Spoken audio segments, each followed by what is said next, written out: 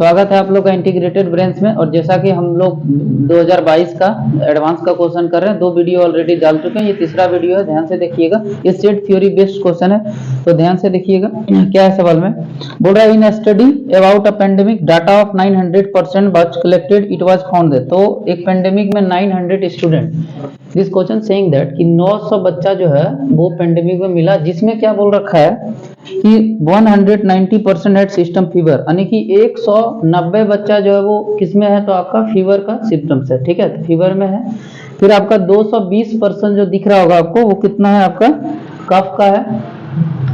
और इसमें जो है वो 220 जो है वो किसमें है, तो आपका ब्रीथिंग प्रॉब्लम में है सर, किसमें है, ब्रीथिंग प्रॉब्लम में, ठीक है, यहाँ लिख देते हैं बीपी, कोई दिक्कत नहीं है।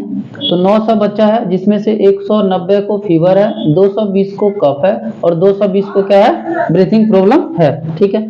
आगे अब यहाँ ध्यान से देखिएगा, बोल रहा 330% हैड सिम्टम्स फीवर और कफ। अब 300 से जो 30 है उसमें क्या है, इसको कफ और फीवर और कफ है, फीवर और कफ, इसका मतलब यूनियन दे दिया, फीवर और कफ है और दिया है, तो इसका मतलब यूनियन और, ठीक है, तो 330 है। तो हम क्या करते हैं, यहाँ पे निकाल लेते हैं दोनों का, फीवर और कफ दे दिया है ना, तो यहाँ पे क्या करेंगे, दोनों का इंटरसेक्शन निकाल लेते हैं, फीवर और कफ का। तो इंटरसेक्शन कैसे निकलेगा, फीवर और कफ का, दोनों को जोड़ के इसमें घटाना पड़ेगा।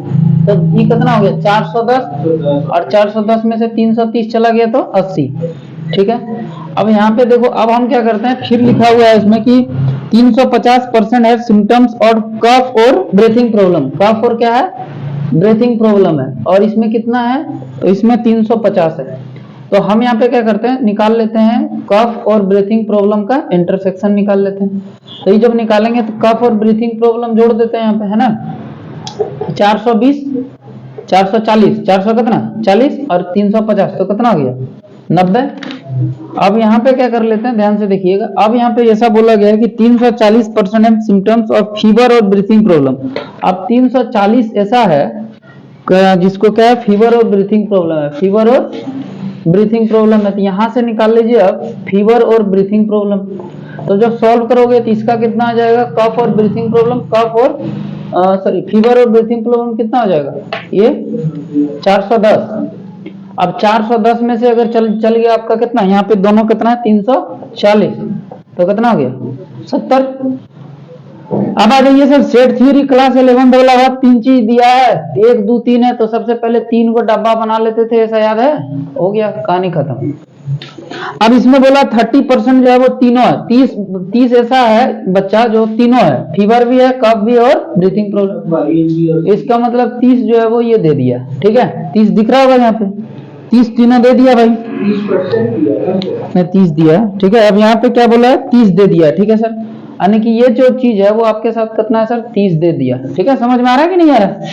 अब 30 यहाँ तक दे दिया। अब आगे बोल रहा है कि यहाँ से देखो निकाल लेते हैं। अब यहाँ पे मान लेते हैं ये फीवर मान लेते हैं, इसको कफ मान लेते हैं, इसको ब्रीथिंग मान लेते हैं, 3 को दे दिया, फीवर कफ और ब्रीथिंग, 30 तो तीनों को दे दिया। अब इसमें बोला कि ये जो है वो फीवर और कफ वो कितना है, 80 है, फीवर और कफ, तो 30 ऑलरेडी आ गया थी, बचा कितना 50, तो 80 हो गया यहाँ पे।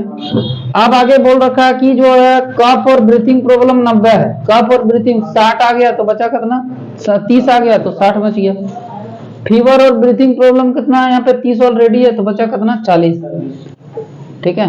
अब आपसे बोला गया सवाल में क्या कि if a person is chosen randomly, अब एक पर्सन है जो कि चूज करता है रेंडमली दिस 900%, तो then the probability that the person has at most 1 symptom, तो एटमोस्ट 1 निकालना, एटमोस्ट मतलब एक से या फिर कोई नहीं, तो लगभग क्या करना पड़ेगा, यहाँ पे टोटल प्रोबेबिलिटी निकालने के लिए टोटल आउटकम, टोटल बच्चा 900 है, अब हमको एटमोस्ट निकालना है, तो क्या करना पड़ेगा, यहाँ पे लगभग आपका ये, या तो देखो एटमोस्ट का मतलब एक, या तो कोई नहीं, है ना,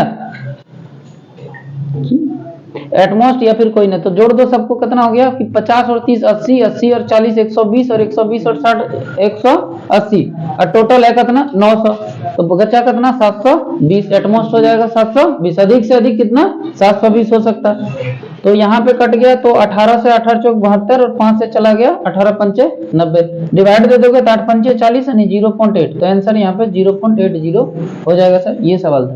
बस अगला सवाल हम फिर लेके आ रहे हैं, ठीक है, अगला सवाल देखते हैं किस चीज का है, ठीक है। आज इतने के लिए